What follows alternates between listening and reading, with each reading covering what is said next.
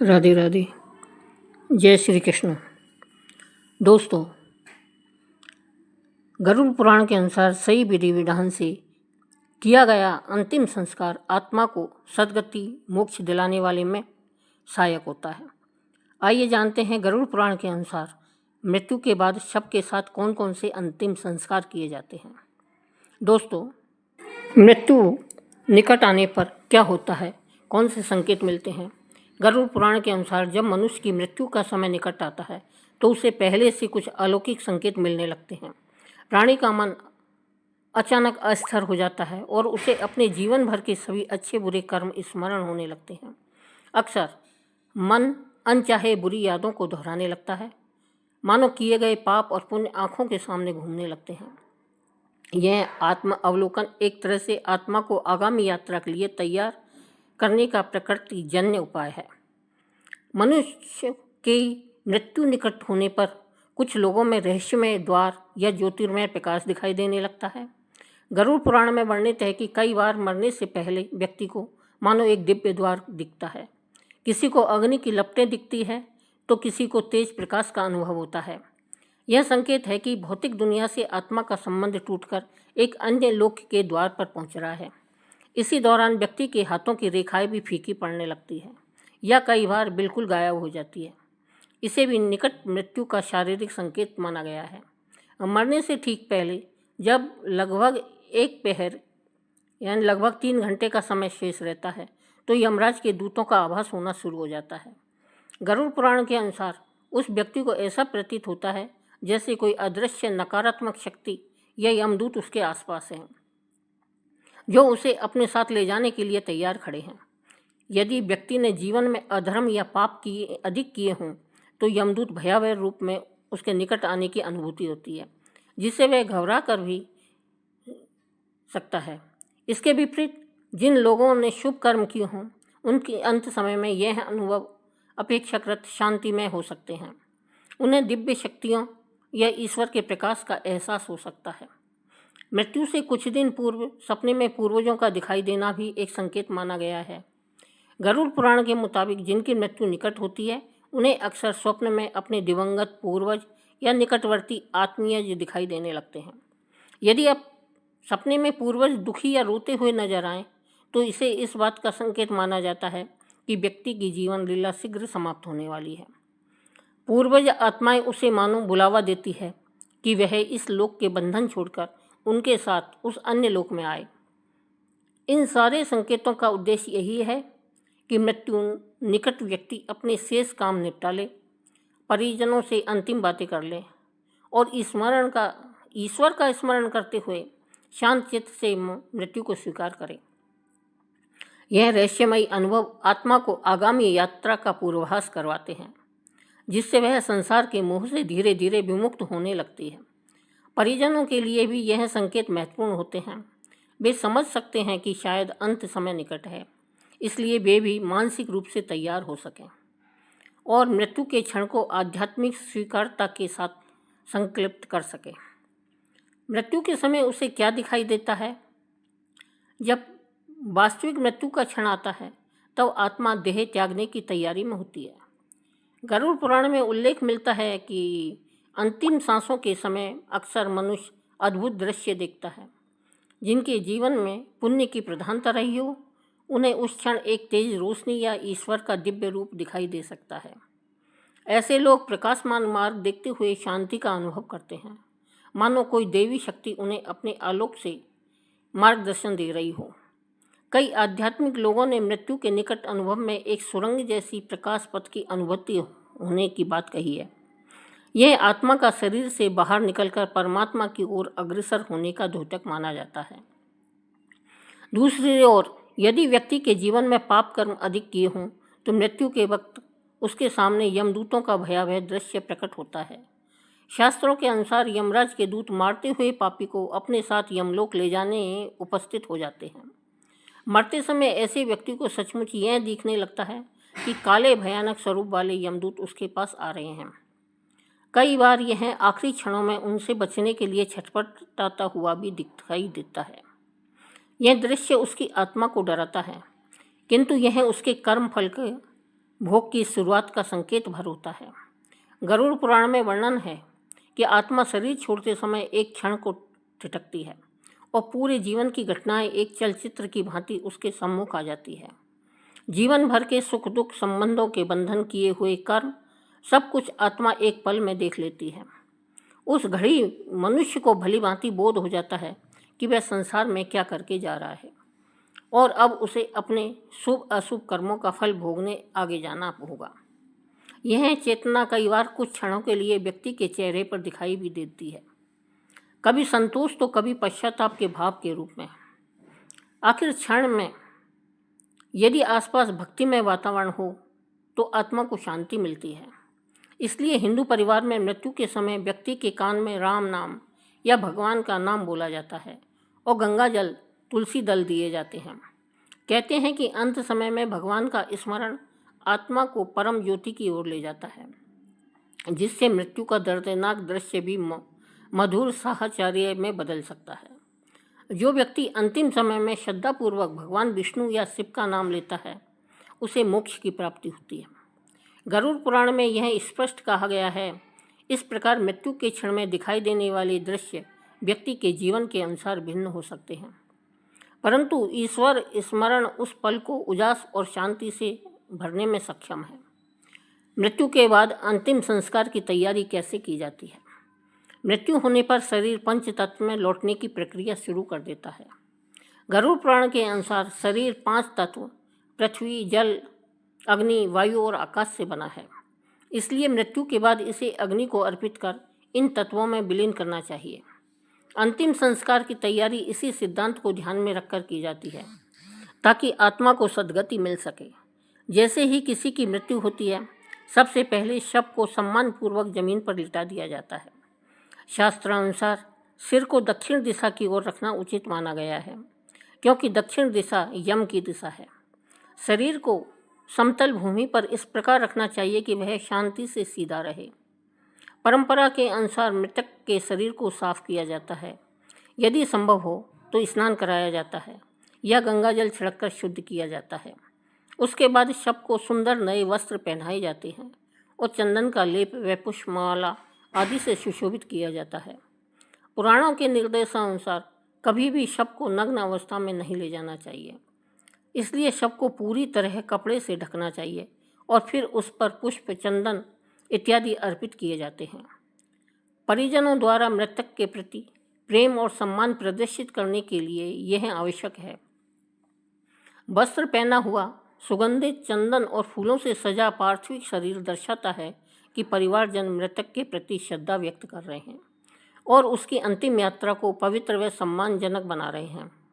शव के पास एक दिया, घी का दीपक जलाकर रखा जाता है और सुगंध हेतु अगरबत्ती जलाई जाती है। माना जाता है कि दिए की पवित्र अग्नि आत्मा के मार्ग को प्रकाशमान करती है और वातावरण को सकारात्मक रखती है, जिससे अशुभ शक्तियां पास नहीं आती। इसके साथ ही गरुड़ पुराण का पाठ आरंभ कर दिया जाता है, जो मृत्यु के बाद 13 दिनों तक चलने वाली एक परंपरा है। गरुड़ पुराण के श्रवण से आत्मा को यह बोध कराने में मदद मिलती है कि अब उसका इस शरीर से मोह छोड़कर आगे बढ़ना है। यह पाठ मृतक की आत्मा की शांति के लिए और परिवार को आध्यात्मिक संबल देने के लिए किया जाता है। इसके बाद अंतिम यात्रा, शव यात्रा की तैयारी होती है। परिवार के पुरुष आमतौर पर अपने कंधों पर शव को उठाने के लिए आगे आते हैं। शास्त्रों में पुत्र को पिता या माता के शव को कंधा देने का विशेष पुण्य बताया गया है। गरुड़ पुराण के अनुसार जो पुत्र अपने माता पिता के शव को कंधे पर उठाकर ले जाता है, उसे प्रतिपत कदम अश्वमेध यज्ञ के फल के समान पुण्य प्राप्त होता है। अतः परिजन मिलकर अर्थी बांस की बनी पालकी तैयार करते हैं। शव को सफ़ेद कपड़े में लपेटकर अर्थी पर इस प्रकार रखा जाता है कि उसका सिर पीछे और पैर आगे रहें। यह भी एक सांकेतिक नियम है। जैसे नवजात शिशु का जन्म के समय घर के अंदर सिर पहले लाया जाता है, उसी तरह मृतक को घर से बाहर पैर पहले निकालते हैं, क्योंकि अब वह इस संसार से विदा हो रहा है। 4 व्यक्ति अर्थी को चारों कोनों से अपने कंधे पर उठाते हैं। जो चारों दिशाओं के प्रतिनिधि भी माने जा सकते हैं। इस प्रकार पूरे सम्मान के साथ मृतक की अंतिम यात्रा शुरू की जाती है। अर्थी को उठाकर घर से शमशान तक ले जाने की प्रक्रिया में भी कुछ विधान है। हिंदू रीति में शमशान ले जाते समय मार्ग में कभी कभी अर्थी को जमीन पर विराम देकर जल छिड़कते हैं। इसे विश्राम देना कहते हैं, जिससे किसी ऊर्जात्मक असंतुलन को संतुलित किया जा सके। शमशान पहुंचकर पहले से साफ की हुई भूमि पर चिता सजाई जाती है। चिता के लिए शुद्ध सूखी लकड़ियां, आम, चंदन, पीपल, पलास आदि सावधानीपूर्वक बिछाई जाती हैं और उन पर शव को रखा जाता है। परिवार के सदस्य चिता पर शव के आसपास परिक्रमा करते हैं और मृतक के लिए प्रार्थना करते हैं कि उसकी आत्मा को शांति मिले। इसके बाद मुखाग्नि देने की क्रिया की जाती है, जिसमें परिवार का मुख्य पात्र प्राय बड़ा पुत्र पवित्र अग्नि को चिता में प्रज्वलित करता है। मृत्यु के बाद शव को अकेला क्यों नहीं छोड़ा जाता है? हिंदू परंपरा में देखा जाता है कि मृत्यु के बाद शव के पास हमेशा कोई ना कोई मौजूद रहता है। उसे कभी एकांत में नहीं छोड़ा जाता। गरुड़ पुराण सहित कई धार्मिक ग्रंथों में इसके पीछे आध्यात्मिक और व्यावहारिक दोनों कारण बताए गए हैं। एक मुख्य कारण है रक्षात्मक उपाय। यदि शव को अकेला छोड़ दिया जाए तो आसपास मौजूद जंगली जानवर या कीड़े मकोड़े उस शरीर को हानि पहुंचा सकते हैं। विशेषकर रात के समय यदि शव निर्जन पड़े तो चींटियां, चूहा या अन्य जीवों से शरीर को क्षति हो सकती है, जो मृतक के प्रति अनादर होगा। इसलिए कोई व्यक्ति शव की रखवाली के लिए सतत मौजूद रहता है, ताकि अंतिम संस्कार होने तक शरीर सुरक्षित रहे। दूसरा बड़ा कारण अधिदैविक शक्तियों से रक्षा है। यह माना जाता है कि जब शरीर प्राण त्याग देता है तो आसपास भटक रही नकारात्मक ऊर्जाएं या पिशाच आदि उस खाली पड़े शरीर में प्रवेश करने की चेष्टा कर सकते हैं। विशेषकर रात्रि के अंधेरे में इन अशुभ शक्तियों का प्रकोप बढ़ जाता है। यदि किसी बुरी आत्मा ने मृत शरीर में प्रवेश कर लिया तो वह न केवल मृत आत्मा को कष्ट दे सकती है, बल्कि जीवित परिवारजनों के लिए भी संकट खड़ा हो सकता है। इसलिए पुरोहित या परिवारजन किसी न किसी को शव के पास पहरा देने के लिए रखते हैं। साथ ही पास में दीपक जलाकर उजाला रखा जाता है और पवित्र मंत्र उच्चार या भजन आदि भी होते रहते हैं। उजाले और मंत्रों से नकारात्मक शक्तियां दूर रहती है, ऐसा शास्त्रों में उल्लेख है। तीसरा और सबसे भावुक पक्ष है मृत आत्मा का अपने शरीर और परिजनों से मोह। गरुड़ पुराण के अनुसार मृत्यु के पश्चात भी आत्मा कुछ समय तक अपने भौतिक शरीर और परिवार के आसपास मंडराती रहती है। जब तक दाह संस्कार नहीं हो जाता, आत्मा का उस शरीर से सूक्ष्म जुड़ाव बना रहता है। वह अपने परिवारजनों को देख रही होती है और उनके शोक को महसूस भी कर सकती है। ऐसी स्थिति में यदि शव को एकदम तन्हा छोड़ दिया जाए तो आत्मा स्वयं को अधिक असहाय और उदास महसूस कर सकती है। उसे लगेगा कि उसके अपने उसे छोड़कर चले गए। अतः परिवारजन बारी बारी से रात भर भी शव के पास रुकते हैं। दीपक के प्रकाश और गीता गरुड़ पुराण के पाठ के साथ आत्मा को दिलासा देते हैं कि वे उसके साथ हैं और वह निश्चित होकर आगे की यात्रा करे। शव के मुंह में गंगा जल और तुलसी जल पत्ते क्यों डाले जाते हैं? हिंदू धर्म में अंतिम संस्कार की प्रक्रिया में एक अत्यंत महत्वपूर्ण रिवाज है मृतक के मुख में गंगा जल और तुलसी दल रखना। इसके पीछे गहरी आध्यात्मिक मान्यता है कि जिसका वर्णन गरुड़ पुराण में विस्तार से मिलता है। गरुड़ पुराण में श्री कृष्ण ने गरुड़ जी को बताया है कि तुलसी और गंगा जल दोनों ही पवित्र एवं मोक्षदायिनी है। तुलसी को हिंदू धर्म में बहुत पवित्र माना गया है और यह भगवान विष्णु को अति प्रिय है। गरुड़ पुराण में वर्णित श्लोक के अनुसार तुलसी की मंजरी से युक्त होकर जो प्राणी अपने प्राण त्याग करता है वह सैकड़ों पापों से युक्त होने पर भी यमराज उसे देख नहीं सकते। अर्थात मरते समय यदि व्यक्ति के मुख में तुलसी दल हो तो यमदूत उसके निकट नहीं आते या उसे यातना नहीं दे पाते। एक अन्य श्लोक में भी कहा गया है कि तुलसी के दल को मुख में रखकर तिल या उसके आसन पर मरने वाला व्यक्ति पुत्रहीन हो तो भी निश्चय ही विष्णुपुरी वैकुंठ को जाता है। शव के पैर क्यों बांध दिए जाते हैं? किसी व्यक्ति की मृत्यु के उपरांत आप देखेंगे कि उसके दोनों पैरों के अंगूठों को कपड़े या रस्सी से आपस में बांध दिया जाता है। यह कर्म सिर्फ शारीरिक व्यवस्था के लिए ही नहीं बल्कि एक गहरे आध्यात्मिक कारण से भी किया जाता है। व्यवहारिक दृष्टि से देखें तो मृत्यु के बाद शरीर में आकस्मिक हरकत या अकड़न होने लगती है, जिससे हाथ पैर इधर उधर फैल सकते हैं। पैरों के अंगूठे बांध देने से सबका शरीर सीधा रहता है और असहज मुद्रा में विचलित नहीं होता। परंतु आध्यात्मिक दृष्टिकोण से यह क्रिया और भी अधिक महत्वपूर्ण रखती है। योग और तंत्र की अवधारणाओं के अनुसार मनुष्य शरीर में मूलाधार चक्र सबसे निचले हिस्से शरीर के आधार में स्थित होता है, गुदा और जन्नेंद्रियों के बीच में। मूलाधार चक्र जीवन ऊर्जा, जीवनी शक्ति का प्रवेश द्वार भी माना जाता है, क्योंकि भ्रूण अवस्था में यहीं से जीवन की ऊर्जा शरीर में प्रवेश करती है। जब व्यक्ति की मृत्यु होती है तो यही मूलाधार अंतिम भाग होता है, जहाँ तक शरीर में ऊष्मा गर्माहट रहती है। बाकी शरीर ठंडा पड़ने लगता है, पर कुछ समय तक मूलाधार क्षेत्र गर्म रह सकता है। आध्यात्मिक गुरुओं के अनुसार मृत्यु के बाद भी कुछ आत्माएं चेतना के अभाव में अपनी मृत्यु को तुरंत स्वीकार नहीं कर पाती और शरीर को छोड़ने के बाद फिर उसी में लौटने की चेष्टा करती है। विशेषकर यदि शरीर के किसी द्वार से किसी से फिर से प्रवेश संभव हो तो भटकी हुई आत्मा या कोई अन्य नकारात्मक प्राणी, पिशाच आदि उस मृत शरीर में दोबारा घुसने का प्रयास कर सकता है। शरीर में प्रवेश के ऐसे खुले द्वारों में मूलाधार प्रमुख है। शव को अर्थी पर क्यों ले जाया जाता है? अर्थी या शव यात्रा की पालकी पर शव को ले जाना हिंदू अंतिम संस्कार परंपरा का अभिन्न अंग है। इसका धार्मिक, सांस्कृतिक और व्यावहारिक तीनों तरह का महत्व है।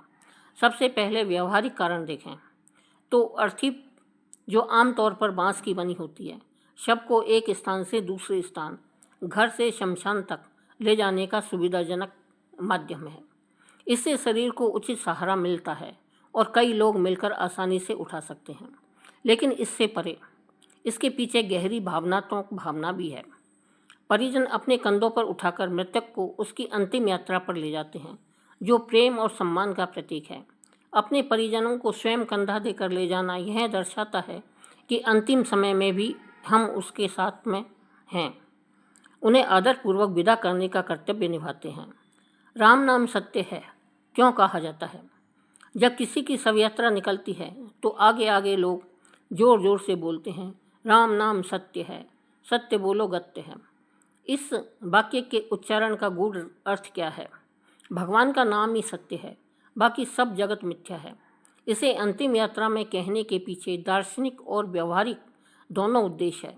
प्रथम दृष्टि में तो यह मृतक के लिए प्रार्थना सा लगता है, परंतु वास्तव में गरुड़ पुराण और अन्य धर्म ग्रंथों की भावना अनुसार यह नारा मृत आत्मा के लिए उतना नहीं जितना साथ चल रहे जीवित परिजनों व समाज के लिए होता है।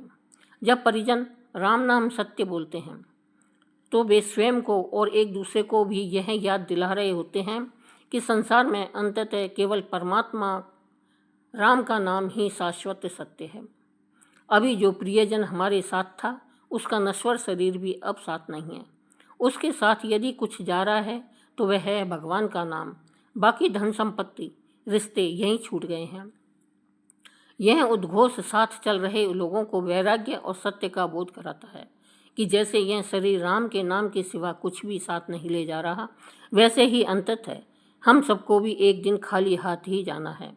मोह माया में बंधकर हम जो जीवित रहते हुए भटकते हैं वह निष्प्रयोजन है, क्योंकि अंततः भगवान का नाम ही आत्मा के साथ जाता है और वही मोक्ष का मार्ग है।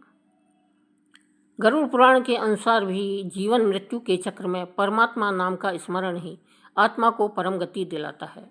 अंतिम क्षणों में ईश्वर का नाम लेने से या उनके चरणों का ध्यान करने से आत्मा आवागमन के बंधन से छूट सकती है। इसी सिद्धांत के अनुरूप शव यात्रा में बारंबार राम नाम का उच्चारण उस आत्मा के लिए शुभ संकेत है कि उसे ईश्वर का सहारा प्राप्त है। साथ ही यह नाम स्मरण आसपास के माहौल को पवित्र कर देता है। मृत्यु जैसे शोकपूर्ण समय में भी राम नाम सत्य है कि आवाज़ एक आध्यात्मिक शक्ति प्रदान करती है। शोकाकुल हृदयों को यह दिलासा मिलती है कि जो हुआ वह ईश्वर की मर्जी से हुआ और अब हमें राम नाम के सत्य को स्वीकार कर आगे बढ़ना चाहिए। शवदाह के समय सिर पर डंडा क्यों मारा जाता है? कपाल क्रिया। हिंदू अंतिम संस्कार में चिता पर शव रखने के बाद एक विशेष क्रिया की जाती है जिसे कपाल क्रिया कहते हैं। इसमें जब शव आंशिक रूप से जल चुका होता है, आमतौर पर आधे से अधिक जल जाने पर, तो मृतक के सिर पर एक बांस के डंडे से प्रहार कर उसकी खोपड़ी यानी कपाल को फोड़ दिया जाता है। प्राय यह क्रिया मुखाग्नि देने वाले मुख्य व्यक्ति, पुत्र आदि द्वारा या किसी पारंगत डोम द्वारा की जाती है। 3 बार डंडा मारकर खोपड़ी को चटकाने की परंपरा है। यह सुनने में क्रूर लगता है, पर इसके पीछे अत्यंत महत्वपूर्ण कारण है जिन्हें गरुड़ पुराण और धर्मशास्त्रों में समझाया गया है। मानव कपाल खोपड़ी में बहुत कठोर होती है और शरीर का यह ऊपरी भाग चिता की अग्नि में सबसे अंत में जलता है। शास्त्रों में वर्णित है कि सिर का ठोस भाग मुखाग्नि के बाद भी पूरी तरह नहीं जल पाता। यदि खोपड़ी साबुत रह जाए तो पूरा दाह संस्कार अधूरा माना जाता है। इसलिए परंपरा बनी कि आवश्यक होने पर सिर को तोड़ दिया जाए ताकि वह अंदर तक जल सके। जब डंडे से प्रहार कर खोपड़ी में दरार कर दी जाती है तो वहाँ घी डाला जाता है जिससे वह भाग तीव्र अग्नि से भस्म हो जाता है। घी की आहुति से आग तेजी से भीतर तक फैलती है और सिर का हिस्सा भी पूर्णतः जल जाता है। इस प्रकार डंडा मारने का व्यवहारिक कारण यह है कि शरीर के सबसे मजबूत हिस्से को भी अग्नि दहन के लिए खोल देना, जिससे अंत में केवल राख बचे और शरीर के अवशेष ना रहे।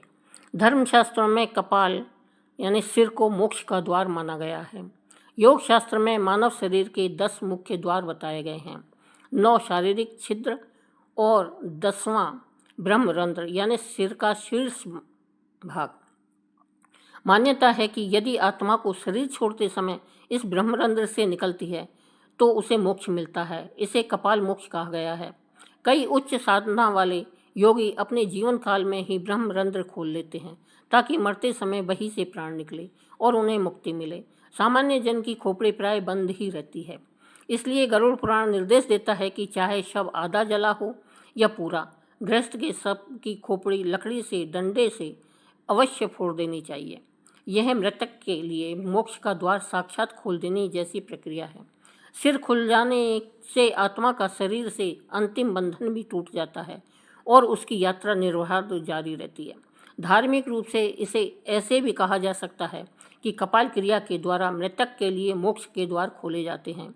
कुछ मान्यताओं के अनुसार यदि किसी व्यक्ति की खोपड़ी बिना फटे या बिना जली रह जाए तो कुछ बुरी शक्तियां या तांत्रिक उस अधमुक्त आत्मा का दुरुपयोग कर सकते हैं। हमारे पूर्वजों का मत था कि अधजली खोपड़ी तंत्र साधना में काम आती है, इसलिए उसे पूरी तरह नष्ट करना जरूरी है। गरुड़ पुराण में भी संकेत मिलता है कि जब तक शरीर पूरी तरह भस्म न हो जाए आत्मा पूर्णतः मुक्त नहीं होती और भटक सकती है। तंत्र विद्या करने वाले लोग कभी कभी शव की बची हुई हड्डियां या आत्मा को बस में करने का प्रयास करते हैं। यदि सिर साबुत रहा तो उसमें निवास करती अर्धचेतन आत्मा को वे सिद्धि के लिए बंदी बना सकते हैं, ऐसा भय बताया जाता है। इसी से बचने के लिए सिर को खंडित कर दिया जाता है ताकि आत्मा शरीर से मुक्त हो जाए और खोपड़ी किसी तांत्रिक प्रयोग के लायक भी ना रहे। अनिरुद्धाचार्य जी भी एक प्रवचन में कहते हैं, हमारे पूर्वजों ने कहा कि खोपड़ी फोड़ दो। जब खोपड़ी खंडित हो जाएगी तो वह तांत्रिक के काम की नहीं रहेगी। इन कारणों के परिप्रेक्ष्य में देखें तो कपाल क्रिया एक अनिवार्य प्रक्रिया है। धार्मिक दृष्टि से यह अंतिम संस्कार का ही एक चरण है और 16 संस्कारों में सम्मिलित है। माना जाता है कि कपाल क्रिया पूरी होने पर ही आत्मा को शांति मिलती है और पूर्वज भी प्रसन्न होते हैं, जिससे वंश पर कोई संकट या पितृदोष नहीं आता। यही वजह है कि कपाल क्रिया के बिना कोई भी हिंदू अंतिम संस्कार पूर्ण नहीं माना जाता। जब डंडे के 3 प्रहारों के साथ खोपड़ी चटक जाती है और अग्नि तेज लपट के साथ उसमें भस्म कर देती है तो उपस्थित परिजनों के हृदय में भी एक विश्वास जागता है कि अब हमने अपने प्रियजन का अंतिम संस्कार पूर्ण कर दिया है। आत्मा अब बंधन मुक्त होकर परमात्मा की ओर जा सकती है। गरुड़ पुराण में वर्णित यही आशय है कि सिर फटने के साथ ही आत्मा को पृथ्वी से अंतिम संबंध समाप्त हो जाता है और वह अपनी गति को प्राप्त होती है। अंततः शव के सिर पर डंडा मारना सुनने में कठोर जरूर है, लेकिन यह मुक्ति का ही एक रूप है। यह हमें सिखाता है कि मृत्यु के बाद शरीर से आसक्ति खत्म कर देनी चाहिए। सिर रूपी घड़ा फोड़कर हम माया के बंधन को तोड़ देते हैं। ठीक वैसे ही जैसे अंतिम संस्कार के बाद घर लौटते समय मिट्टी का घड़ा फोड़ा जाता है ताकि कोई बंधन शेष ना रहे। संकेत है कि अब तुम्हें पूर्णतः आगे बढ़ना है। यह शरीर और संसार छूट चुका है। इसलिए हिंदू धर्म में यह कर्मकांड अत्यंत महत्वपूर्ण माना गया है और सदियों से इसका पालन हो रहा है। इस प्रकार गरुड़ पुराण के आलोक में मृत्यु से जुड़े प्रत्येक प्रश्न का उत्तर हमें जीवन और आत्मा के गहन सत्य से परिचित कराता है। मृत्यु के निकट समय में मिलने वाले संकेत हमें शुभ कर्मों के लिए सचेत करते हैं। अंतिम क्षणों के दर्शन हमें ईश्वर की याद दिलाते हैं। मृत्यु के बाद की हर रस्म, चाहे शव को स्नान कराना, तुलसी और गंगा जल देना, पैर बांधना, अर्थी पर ले जाना, राम नाम सत्य कहना या कपाल क्रिया करना, सभी आत्मा की शांति और मोक्ष के मार्ग में सहायक मानी गई है। इन प्रथाओं में विज्ञान, भावना और अध्यात्म का अद्भुत मेल है। एक और यह मृतक के प्रति हमारी श्रद्धा प्रकट करती है, वहीं दूसरी ओर जीवित लोगों को भी गूढ़ आध्यात्मिक शिक्षा देती है। गरुड़ पुराण का संदेश स्पष्ट है कि जो जन्मा है वह मरेगा ही, लेकिन मरना अंत नहीं है, बल्कि नई यात्रा की शुरुआत है। आत्मा अजर अमर है और कर्मों के अनुसार नई योनियों में गमन करती है। जब तक मोक्ष रूपी अंतिम सत्य को प्राप्त न कर ले, मृत्यु एक अनिवार्य सत्य है। पर इन धार्मिक प्रक्रियाओं को समझने से हमारा भय कम होता है और हम जीवन को और भी अर्थपूर्ण ढंग से जीने की प्रेरणा पाते हैं। तो दोस्तों, इस प्रकार से गरुड़ पुराण में मृत्यु के बाद के अंतिम संस्कार का रहस्य बताया गया है। प्रेम से बोलिए जय श्री हरि विष्णु। दोस्तों, हमारी कथा आपको कैसी लगी? अच्छी लगी हो तो कथा को लाइक करें और हमारे चैनल को सब्सक्राइब करें। धन्यवाद।